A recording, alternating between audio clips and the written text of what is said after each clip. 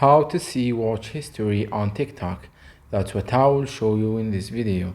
But before we begin, make sure to subscribe to the channel and ring the bell to get notified whenever new video is uploaded. With that said, let's get started. So go ahead and open up TikTok.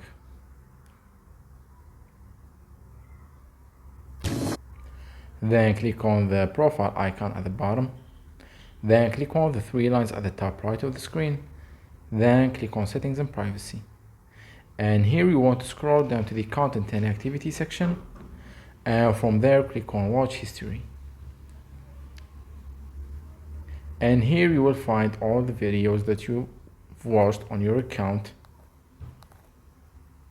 The top ones will be the most recent ones, and they will be going back and so on and so forth. So yeah, that was it for this video. That's how you can see the videos you've watched on TikTok. If you have any questions, please leave them in the comment section down below. With that said, see you in the next video.